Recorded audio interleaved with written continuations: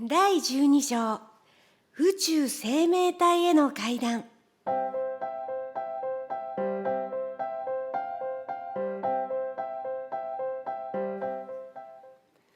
水の中から凄まじいスピードでオフィル上空に舞い上がった。数秒後にはいくつかの建物があるところに着き、円盤はそのまま空中にピタリと停止した。窓の外を見た。途端にひどいめまいを感じた。なんと何人もの人が空中を飛んでいた。空中に両手を広げて、ある人は垂直に、ある人は水平に浮いていた。皆目を閉じていて、優しいうっとりとした表情をしていたが、深く気持ちを集中させている様子がわかる。空中をゆっくりとまるでわしのように大きな輪を描きながら飛んでいた。アミはセンソメトロ、感覚計を取り出して彼らの一人に当てた。彼の進歩度を見てみよう。透明になった男がスクリーンに現れた。彼の胸の光には驚くべきものがあった。光は彼の体の内部だけにとどまらず、体の周囲を弧を描いたように外に向かって輝いていた。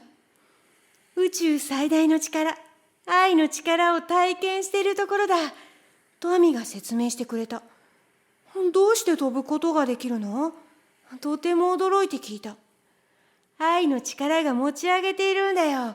ちょうど僕たちが海岸でやったようにね。きっとすごい度数をしているんだろうな。ここにいる人たちは平常1000度前後の度数だけど、精神を愛に集中することにより2000度以上にもなる。今やっているのは精神訓練の一つだけど、訓練が終わればいつもの度数に戻るんだ。また今の彼らとは同じくらいの度数を平常持っている世界の人々もいる。でも君も僕も今のところ到達できそうもない世界もある。それは1万度を超える度数を持っている太陽の人たちで、もうほとんど純粋な愛だ。太陽の人たち？さまざまな太陽に住んでいる人たちのことだよ。そんなこと一度だって想像したことなかったよ。当然だよ。誰だって自分のはるか上にある段階のことなんか見ることも想像することもできないからね。じゃあ今度は向こうのグループを見に行こう。遠くの野原にさっきの人たちと同じ格好をした50人くらいの人たちが輪を作って座っていた。一見して光り輝いているように見えた。足を交差させて背をまっすぐ伸ばし瞑想していた。何をしているの？宇宙のそれほど進歩していない世界にテレパシーでメッセージを送っているんだよ。でも頭だけで知覚するのは難しいね。一緒に心も伴わないと。それは前に話してくれたけど、どういう内容のメッセージなの？頭で何かを考えるのを少しやめて、胸に注意をするようにしてごらん。そうすれば多分感じ取ることができるよ。発信地のすぐ近くにいるからね。そうじゃないよ。もっと体をずっとリラックスさせて、目を閉じて注意深くしてごらん。彼に言われる通りにした。最初はこの辺りに近づいた時から感じていた特別な感動に近い感覚以外には何も感じなかった。でもその後で何か理想的な感覚が僕の中に入り込んできた。すべて愛に基づいてないものは壊されて時とともに忘れ去られ捨てられていく。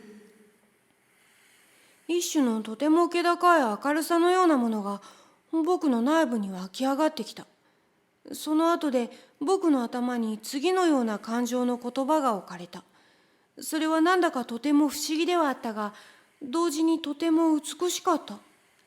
愛に基づいているすべてのもの、友情や夫婦、家族や仲間、個人の魂、人類の魂、これらは皆堅固で確実で繁栄し、実を結び壊れることを知らない。僕にはそれを言っている人がほとんど見えるようだった。それはこれらを唱えている人からではなく、僕にはまるで神が言っているように感じた。これが私の掟だ。これが私の約束であり、私の法だ。ペドリート、キャッチしたかい？アミが僕に聞いた。目を開けた。これ一体何のためにやっているの？このメッセージはずっと深いところ、そう、神から来ているんだ。そしてここにいる人たちはそれをキャッチして、地球のようにあまり進歩していない世界に再送信しているんだ。向こうで誰かが受信するんだけど、必ずしも純粋に再生するとは限らない。それは受信する人の意識の水準によるんだよ。意識の水準？それ何のこと？二つの脳のバランスの度合いのことだよ。受信する人のこのバランスが正しく取れていれば、メッセージを正確に受け取って新しい時代の創造のために使われるけど、そうでないと歪んで解釈されて、反対に恐怖や混乱や暴動などが増加することになるんだよ。新しい時代だって？水亀座の時代のことだよ。その水亀座の時代って？地球という惑星の新しい発達段階で、数千年もの間続いた野蛮な時代の次に来る新しい愛の時代のことだよ。地球もより繊細な宇宙エネルギーに支配されるようになり、すべての人の愛の成長を助けるようになるんだ。地球の人ももうオフィルのように幸せに生きることができるようになるんだよ。でもどうしてまだできないでいるの？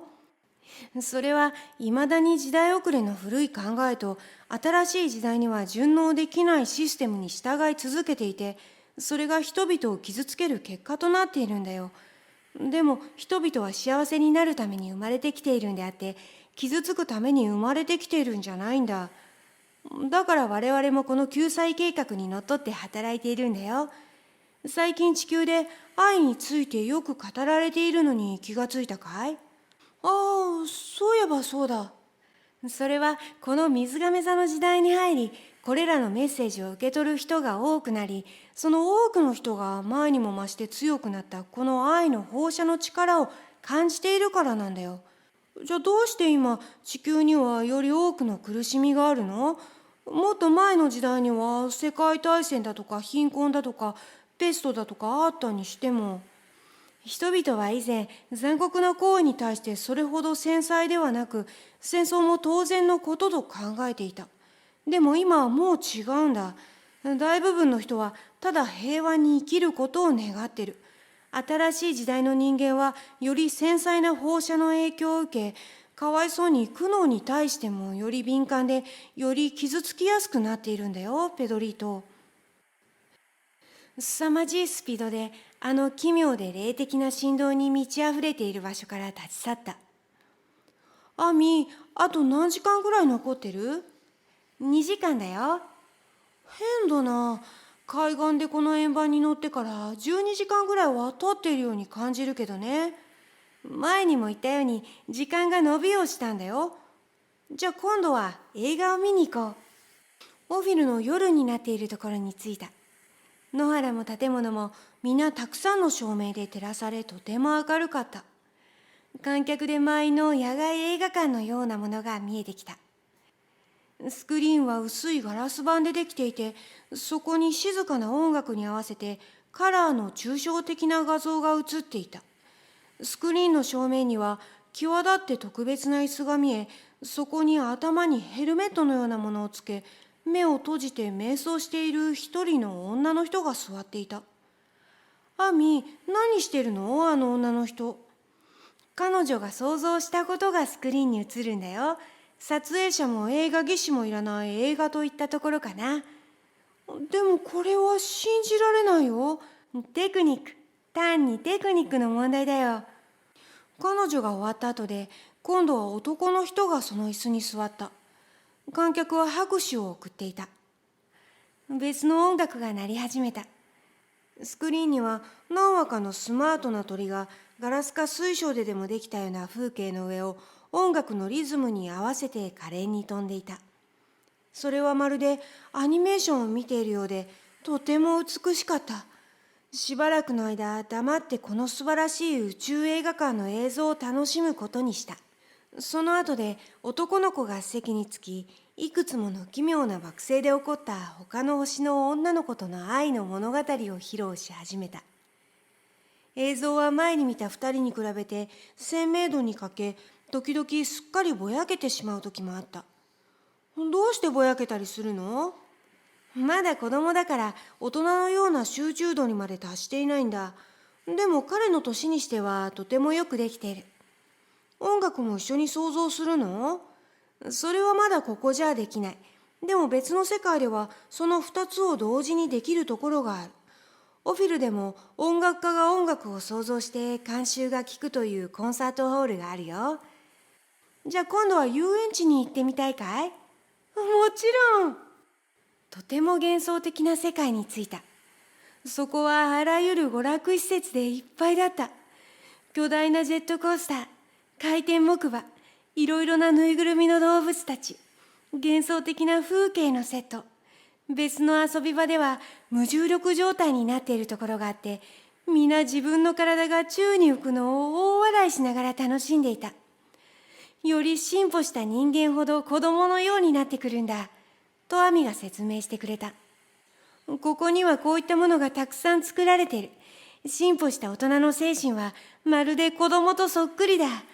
だから我々にはこういった遊びとか幻想とか想像といったものが必要なんだよ。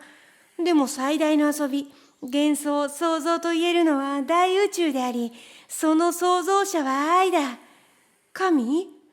愛は神だからね。我々の言葉では創造者とは神聖とか神とかを意味するのにたった一つの言葉がある。それは愛という言葉で、いつも大文字で書き表すようになってる。いつか地球でも同じようにするようになるだろう。アミ、ますます愛が大切だってことに気がついてきたよ。でもまだまだ十分とは言えない。じゃあオフィルの見学はこの辺にしておこう。地球でももし人々の心がつながり合いさえすれば、明日にでもオフィルのように暮らすことができるんだよ。その他の必要なことはすべて我々が教えてあげられるんだ。じゃあ今度は君も僕も今のところ全く到達できない世界へ行くよ。ただ今回のように特別な重要な目的のためにだけほんの一瞬見ることができる。あそこには2000度以下の人は誰もいない。到着するまで時間がかかるから椅子に座って別のことを話そう。アミは操縦桿を動かした。円盤は軽く振動し、星は長く伸び、窓には霧が現れ、僕たちが遠くの世界に向かっていることを示していた。